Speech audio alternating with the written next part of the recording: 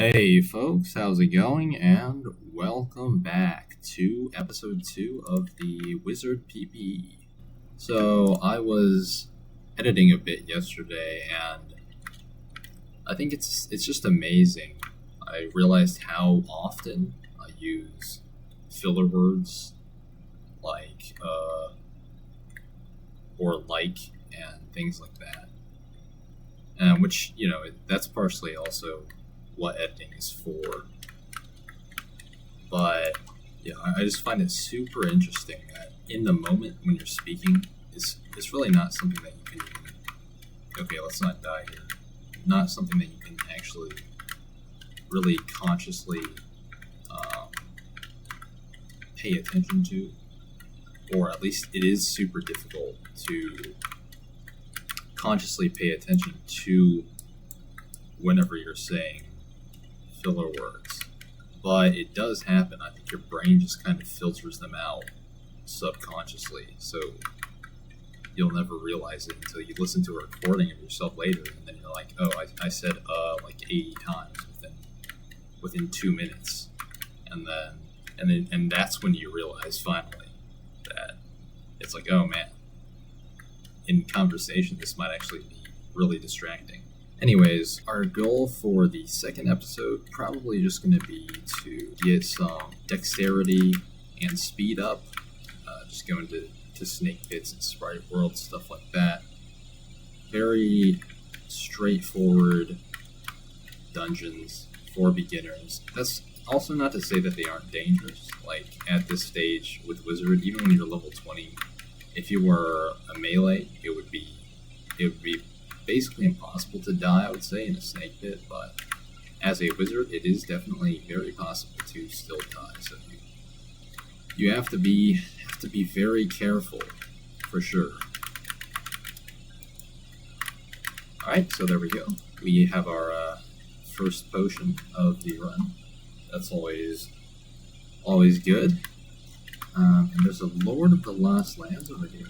We might as well teleport. Although there aren't many people at it. I also wanted to apologize for the quality of the audio in these videos. I don't actually have a microphone, so I'm just using my laptop's built-in microphone, which sounds not great, and it also picks up the clacking of the keyboard and the clicking of the mouse. So those are both kind of also add an element of distraction, I would say.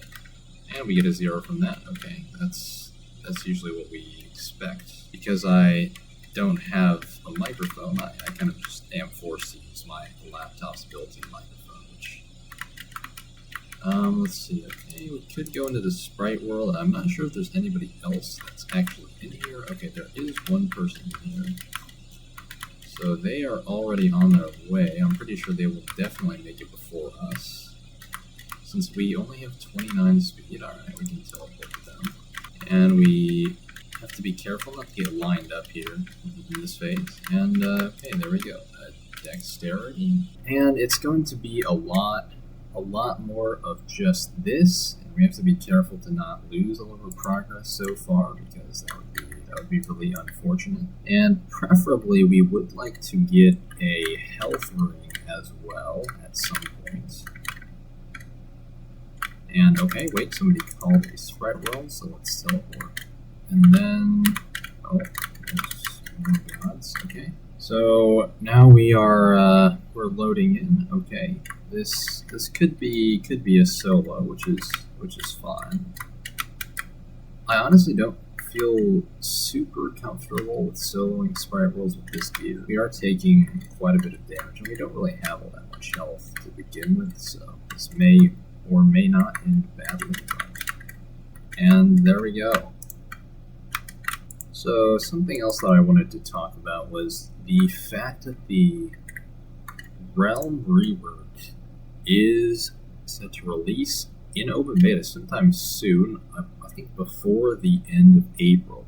And I really hope, fingers crossed, that helps Realm gain more of a following. I think a lot of players who maybe quit the game in the past are going to return because of that. So hopefully Dake is going to do it in a way that is conducive to having more people join the game and play the game, because at the end of the day, I do think that this game deserves to be a little bit more well-known. So of course, if the Realm rework is super good, then I would imagine that a lot of people, new players, are going to be willing to try it out for the first time. So there's always a consideration. And we get a P back there. Brilliant. We did get a full 5 I-cores though, so that's also quite good. Okay, so Sprite World, we can probably go in here. There will probably be a few people who are going to come in with us. And now, okay, that's the wrong way. I am not good at rushing or map reading. Those are 2 skills that I don't really have, considering. Alright, there we go. Got our dexterity potion.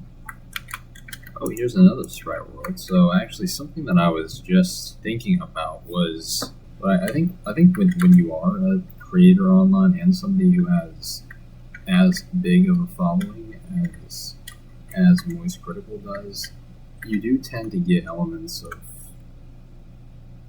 the parasocial, I guess, because at the end of the day, like your relationship with your viewers is not going to be the same. The nature of the relationship is not going to be the same as it is with your friends or your family. That's just how things are. But people will consider you to a certain extent your friend, in so much as you are kind of a part of their daily lives. And I think Ludwig has a video touching on this called "I Am Not Your Friend" or something to that effect, in which he kind of discusses like the kind of dual nature of the creator's online existence or their online persona and how they actually are in real life. And it's easy for viewers to conflate the two or get overly attached to a content creator, and that's just one of the things that has never been a problem before, I guess, the advent of the internet. But now that the internet is a thing, it's kind of just a new problem that's been created, I guess. And in terms of problems being created, or not even problems, but just things that would have never happened without the internet, without the expansion of technologies, is the advent of AI as well. And AI is a huge thing. And we're going to get teleported to orcs here. Okay. But there has been a lot of debate around the, I guess, morality or ethics of AI in terms of like whether AI art should really be allowed, because the data sets that these large AI models are trained on contain copyrighted content. And at the end of the day, like, for example, if maybe originally if you had an idea for a profile picture or something, you might commission an artist to do it, but now that there are things like ChatGPT or I guess Midjourney specifically, like now that there are things like Midjourney, you can just type in a prompt for it to generate an image, and you don't really have to go through. There doesn't have to be a human element of interaction, and you don't have to pay somebody for it either. You can just kind of do it for free. But maybe it is paid now, but at the end of the day, these things will still be cheaper than it would be for a human artist to do it. And the same thing goes for, recently there are also like AI music websites like Suno that have been making their way onto the AI scene. For people who aspire to make music, or for people who even are making music currently, for people who want to do it, this is a big kind of setback, because realistically speaking, as an artist or a producer, if you're going to make a song, it's probably going to require a fairly hefty amount of time, a pretty large time investment, probably somewhere in the tens of hours at least for a single song. Whereas with these AI models, you can just type in a prompt and then the song will pop out in like less than 10 seconds. And so human artists can't really compete with the speed of it. And And also, of course, is the element of pricing. If you're going to be listening to an artist's music, odds are they're probably signed for a label. But if they are signed with a label, it could even be more cost effective to produce AI music, because after all, there's no human element involved with that. It's just a computer spewing out the sum total of what it's learned from its training set, which is copyrighted music, I would assume mostly.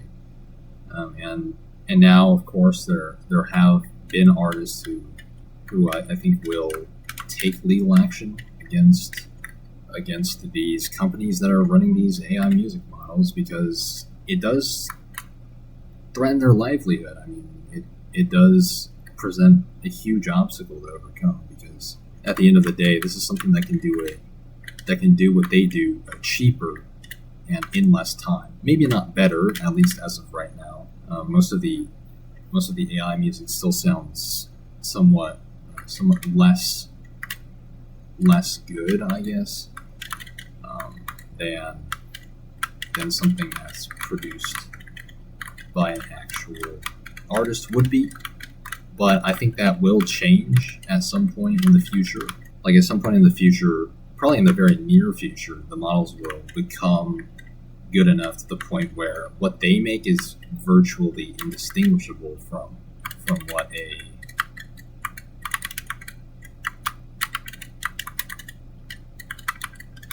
an actual. That's not good. Okay.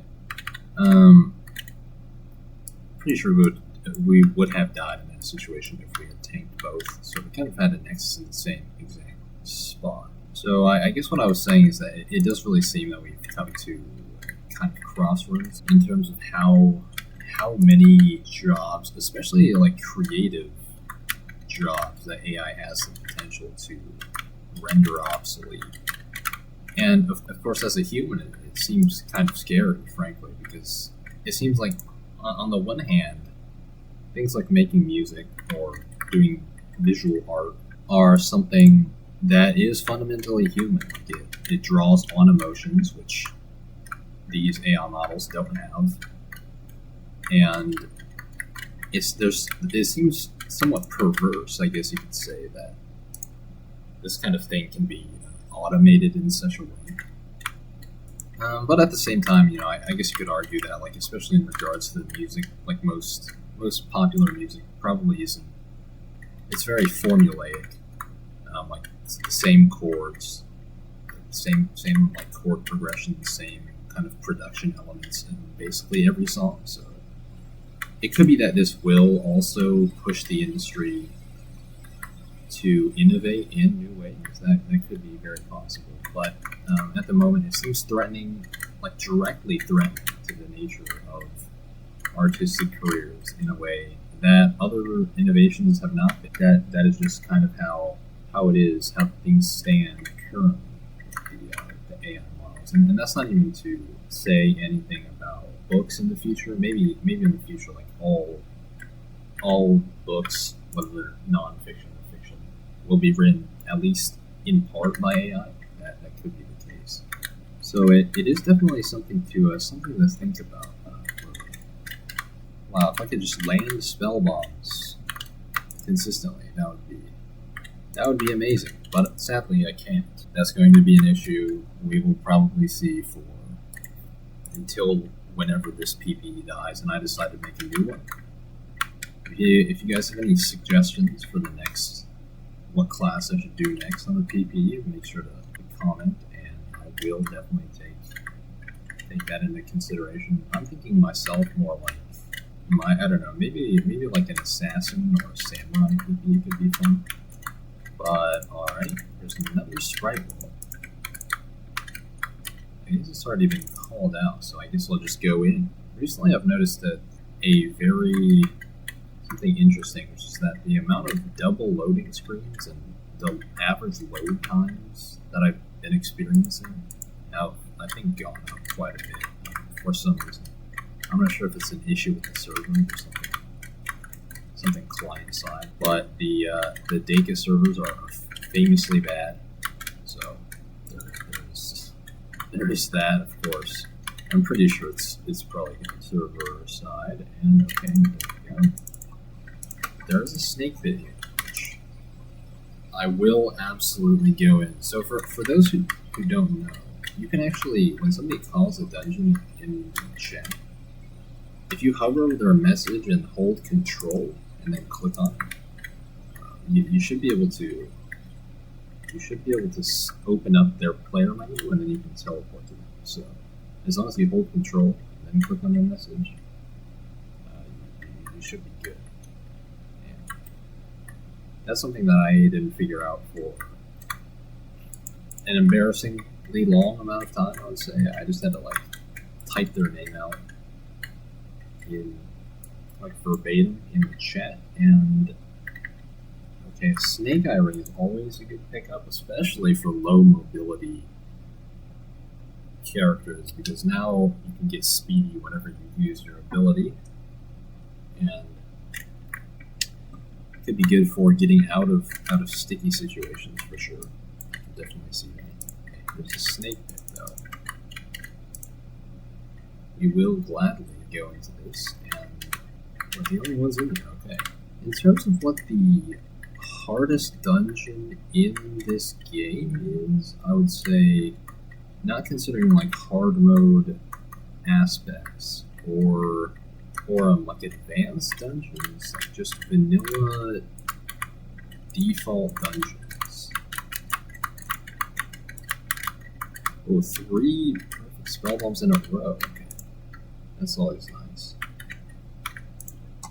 I would say it's probably a clean toss-up between the Moonlight Village and the Shadows. Those two dungeons are probably the only ones in contention, because I think no other dungeon are nearly as difficult as the two. They kind of stand in a tier of their own in terms of difficulty. And between the two, between the Shadows and the Moonlight Village, I personally would consider the Shadows to be the more difficult of the two, just purely because when you're doing Moonlight Villages, it's kind of hard to die in a sudden or unexpected way. Like when you die, you are usually expecting it, and it's usually because you got too greedy and ended up paying the price, because there are very few things that can kill you like instantly or at least extremely quickly. Whereas the Shadow is almost always very scary, no matter what character you're on. And that's because it's kind of a lot more unpredictable and volatile, and there's way more potential for you to die in like half a second when you're just not paying attention for a split second. You could just end up dying. The Shadows also has Patience phase, which is kind of similar to Moonlight Village phases. The only difference being that during Patience you are sickened, whereas some Moonlight Village phases you can actually just basically HP cost spam through them. Is that an 8/8 grade? Wow, that is. Okay, that's very interesting. An 8/8 died. Oh, I think he's just committing. Is he wiping his account or something? Seems like that could be a possible. But either way, this Penteract was here before we went into the snake pit. Now it is still here. So. Okay, and he died again. This is interesting. Maybe he's quitting the game, in which case I applaud him. I really do. This game, I think basically every player who's ever played this game has like a love-hate relationship with it. I feel like the white bag dopamine is too strong. It's too strong to ignore. But there are many areas for improvement. And these eyes are actually, we are struggling to kill this Penteract. Wow. This is a bit embarrassing, actually. And this guy's still suiciding. Well, what can I say? Okay, there we go. We were finally able to take it down, and it looks like we have a robe with an enchantment on it, so that could be better for us than what we currently have. And let's see, we'll probably do like one last sprite roll, and then after that, I think that should be good enough for episode 2. Probably as the episode numbers get larger, you'll see me talking less and less about random things and more about what's actually going on in the game currently. But you know, in the early game, there's really not much to talk about in terms of what I could commentate about in game. So I feel like it's probably more interesting to just talk about whatever random thing that I think of. And okay, there we go.